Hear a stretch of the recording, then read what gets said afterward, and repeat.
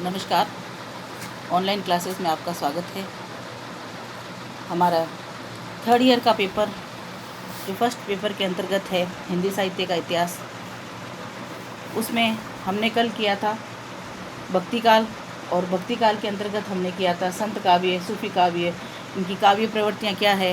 इनकी काव्यों के अंतर्गत हमारे जो धार्मिक जो विचारधारा है, हमारे जो पुराण हैं, हमारे जो काव्य है, उनको किस तरीके से लिया गया। इसी की अगली कड़ी में हम लेंगे रीतिकाल। तो मध्यकाल में ही भक्ति काल हुआ, मध्यकाल में ही श्रृंगार काल हुआ, और मध्यकाल में ही रीतिकाल हुआ। तो रीतिकाल में कौन सी परिस्थितियाँ रही, उन परिस्थितियों में राजनीतिक परिस्थिति के अंतर्गत क्या हुआ, सामाजिक परिस्थिति के अंतर्गत क्या हुआ, धार्मिक परिस्थिति के अंतर्गत क्या हुआ, और साहित्यिक परिस्थिति के अंतर्गत क्या हुआ। क्योंकि देखो, जब कभी भी कोई भी राज्य हो, चाहे कोई भी समय हो, उस समय का जो राजनीतिक है, जो पॉलिटिक्स है, वो भी अपनी होती है। क्योंकि उस समय जो शासन करता है वो अपने शासन के अनुसार ही जनता को चलाना चाहता है, और अपने शासन के अनुसार ही वो सारी चीज़ें रखना चाहता है। तो उस समय उनके शासन के अनुसार ही परिवर्तन होते हैं। उसी प्रकार, और जैसा शासन होगा वैसा ही वह समाज चाहेगा। तो वह समाज में भी जो परिवर्तन लाता है वो उसी प्रकार का लाता है कि वो अपने ही तरीके से समाज में लोगों को रहने का, काम करने का, सभी तरीके का ढंग अपना सके। फिर धार्मिक उसी तरह का, अगर जिस अब की और उस समय की परिस्थितियों में, मध्यकालीन परिस्थितियों में, जब हमारे यहाँ पर अलग अलग राज्यों के शासन थे, कहीं हिंदू राज्यों के शासन भी थे, तो कहीं मुस्लिम राज्यों के शासक थे, तो कहीं बाहर से आए मुगलों का शासन भी रहा। तो उनके अंतर्गत वह यह चाहते थे कि सभी धर्म अपने हिसाब, हमारे हिसाब से बने। और लेकिन जो कवि थे, तो वो कवि क्या चाहते थे कि सभी लोग एक साथ रहकर और सभी एक दूसरों की धर्म का सम्मान करें और एक दूसरे के धर्म को मानते हुए चले। तो वो अपने काव्य के अंतर्गत भी यही कहना चाहते हैं। जैसे कबीरदास जी है, जायसी है, घनानंद है, तो मीरा है, तो उन्होंने यही चाहा कि सारे धर्मों को अपनाते हुए चले। तो उस समय साहित्य में भी परिवर्तन आया।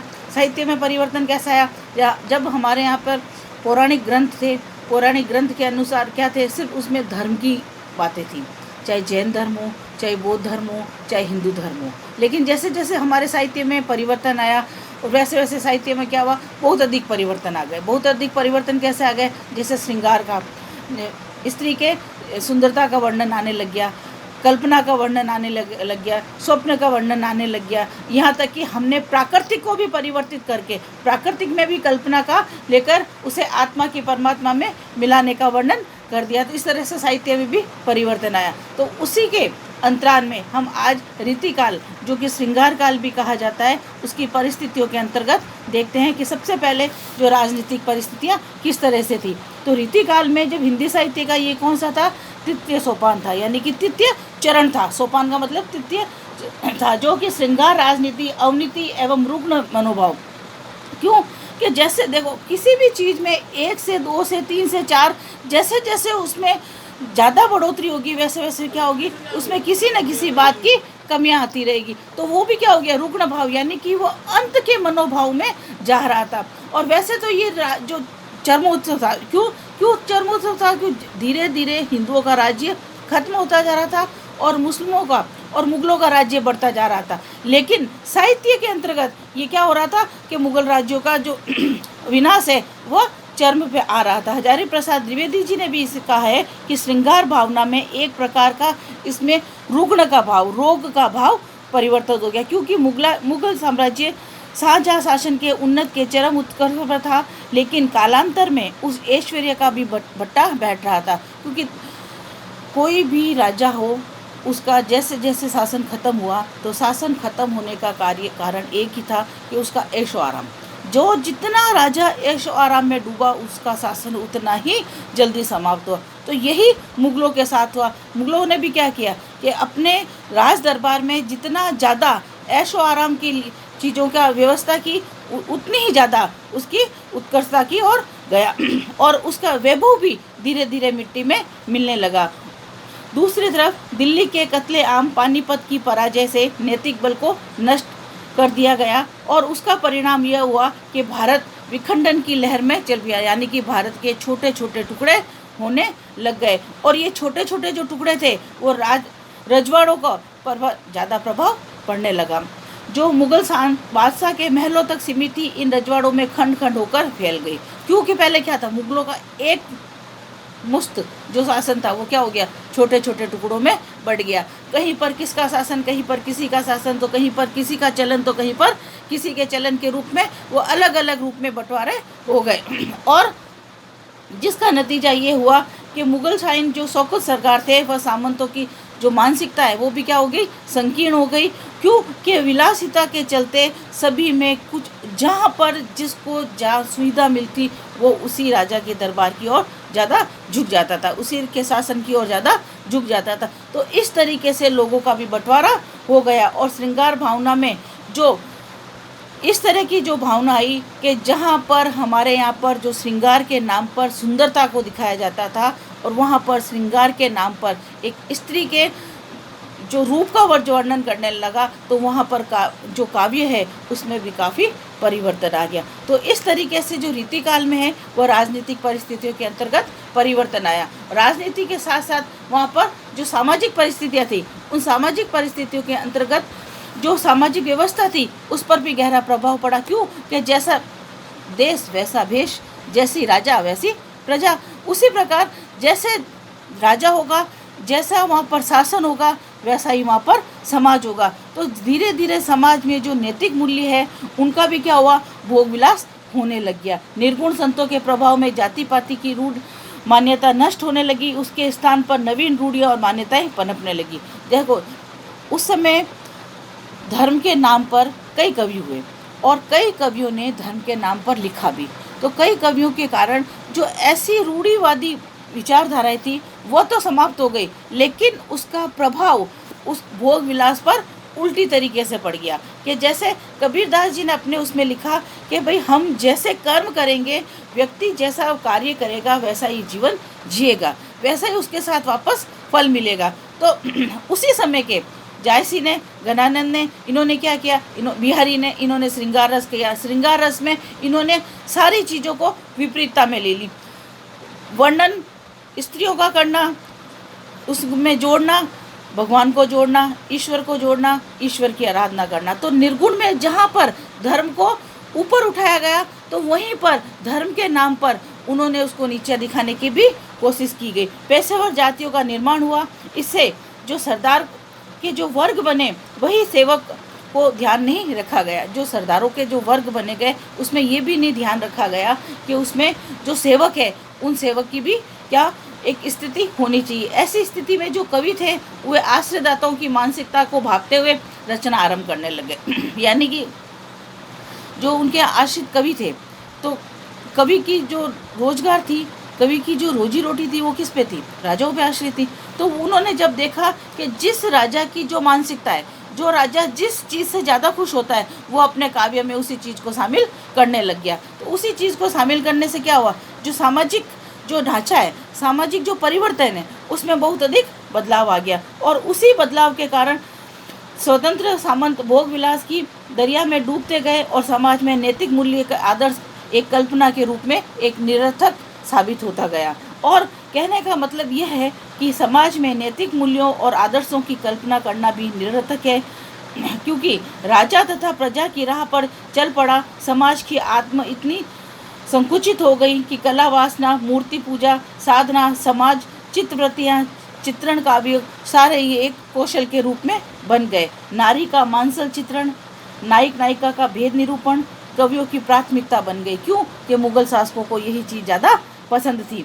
केवल मराठा सरदार को छोड़कर अधिकांश देसी रजवाड़ों के जीवन में मुगलों से विरासिता में मिली विलासिता ही छा गई, क्योंकि ज़्यादातर एक जो मराठे थे वही अपनी जो सामाजिक प्रवृत्ति थी उसे रख सके। बाकी उसके अलावा जो सभी थे वो जो मुगलों की जो विरासत में उनको जो विलासिता मिली उसी में डूबने से जो सामाजिक परिस्थितियाँ थी वो बिल्कुल भी परिवर्तन हो गए।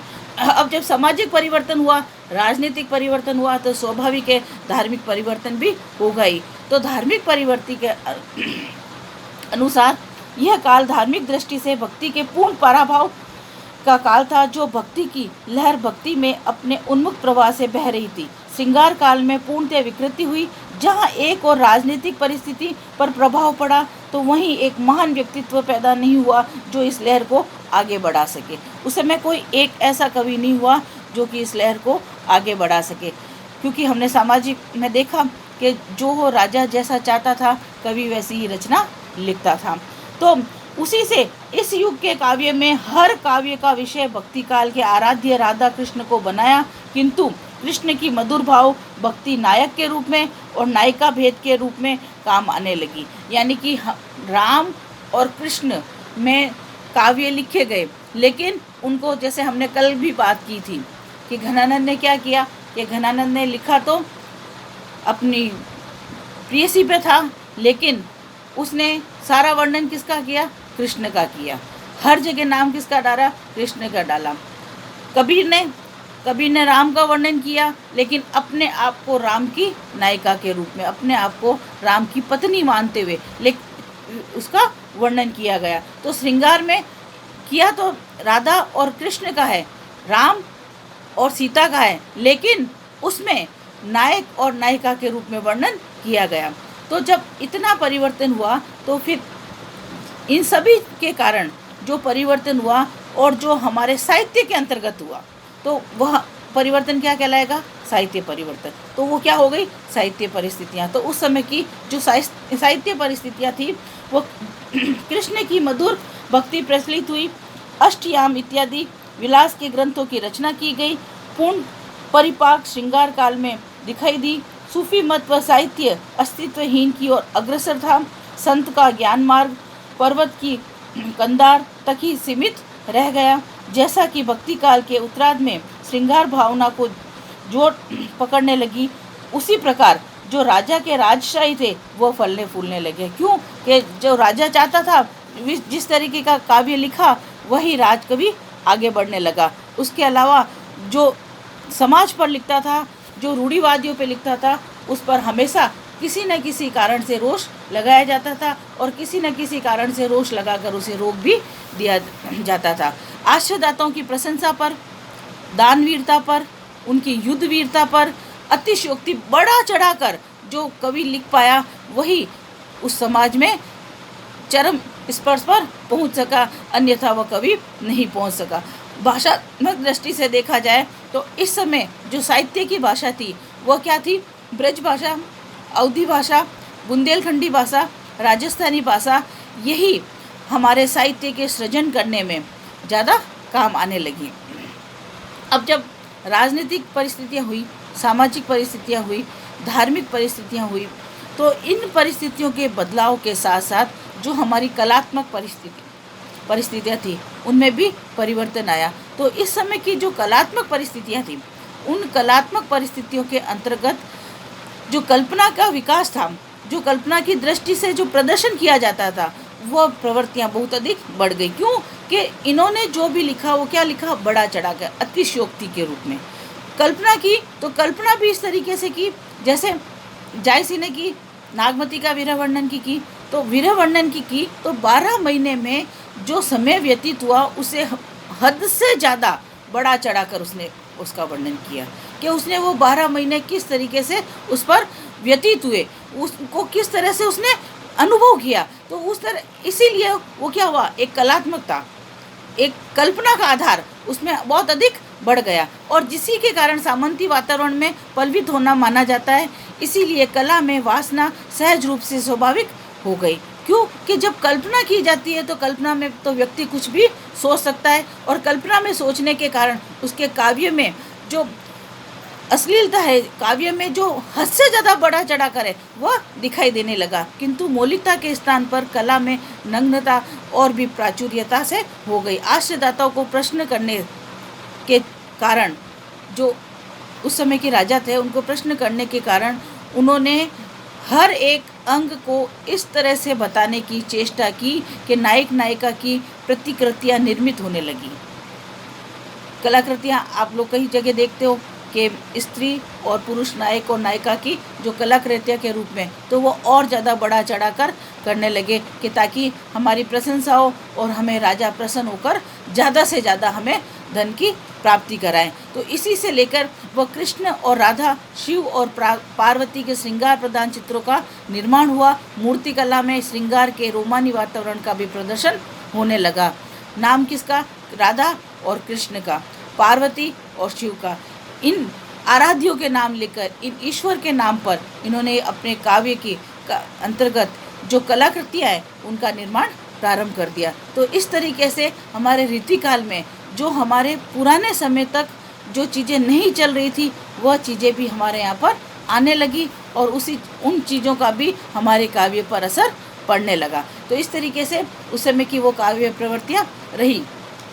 इसी समय जो कवि थे उन्होंने अपने रीतिबद्ध और रीति मुक्त काव्य की रचना करने लगी। रीतिकालीन कवि दो वर्गों में बांटे गए, एक तो रीतिबद्ध में और एक रीति मुक्त में। साहित्य की जो बंधी बंधी परंपरा थी, जैसे रस, रीति, अलंकार, छंद, शब्द शक्तियाँ, काव्य गुण, ये जो सारे निर्माण थे ये किस में आने लगे? रीतिबद्ध में आने लगे। यानी कि जो कि वास्तव में जो काव्य में होने चाहिए, रस का अनुभव होना चाहिए, जो उसमें अलंकार का अनुभव होना चाहिए, उनमें छंदों का होना चाहिए, शब्द शक्तियों के गुण होने चाहिए। तो जो रीति के अनुसार, रीति में बंध कर जिन्होंने कार्य किया वो किस में आने लगे? रीतिबद्ध में आने लगे। और दूसरा वह वर्ग जिसमें कि किसी भी रीति से जो बंधना नहीं चाहते थे, जो अपने काव्य में वही लाना चाहते थे जो कि सबको अच्छा लगे, सबको प्रसन्न कर सके, राजा को अच्छा लग सके, राजा को और अधिक उत्साहित कर सके। तो रीति मुक्त उन्होंने अपने ऊपर किसी प्रकार का कोई बंधन नहीं रखा, अपने आप को मुक्त रखते हुए जिसने काव्य की रचना की वो रीति मुक्त के अंतर्गत आने लगे। तो इस तरीके से इस समय जो काव्य लिखा गया वो दो भागों में लिखा गया, रीतिबद्ध में और रीति मुक्त में। बद्ध में जिसने लिखा उन्होंने सीमाओं में रहकर जो वास्तविकता काव्य होना चाहिए उसकी रचना की, और रीति मुक्त में वो किया जिससे कि उनको ज़्यादा से ज़्यादा प्राप्ति हो सके, ज़्यादा से ज़्यादा धन प्राप्ति हो सके, ज़्यादा से ज़्यादा वो राजा के दरबार में रुक सके, ज़्यादा से ज़्यादा उनके हितकारी में बन सके, उन बिना किसी बंधन के जो उनको अच्छा लगे वो अपने काव्य में लाकर उसकी रचना करने लगे। तो इस तरीके से हमारे जो रीतिकाल था और रीतिकाल के अंतर्गत जो प्रवृत्तियाँ थी वह इस तरीके की थी। अब हम आगे करेंगे रीतिकाल की प्रवृत्तियाँ, जो काव्य की जो प्रमुख प्रवृत्तियाँ थी। ये तो क्या थी समय की, उस समय का राजनीतिक समय कैसा था, धार्मिक समय कैसा था, सामाजिक समय कैसा था, साहित्यिक समय कैसा था, और साहित्यिक के अंतर्गत जो कलाएं बनाई गई, कलात्मक बनाया गया वह किस तरीके से था। तो हम आगे इसके बाद में करेंगे रीतिकाल के जो काव्य के अंतर्गत जो प्रवृत्तियाँ लाई गई और उन प्रवृत्तियों में वह उन्होंने क्या क्या लिया वो उसकी हम कल करेंगे।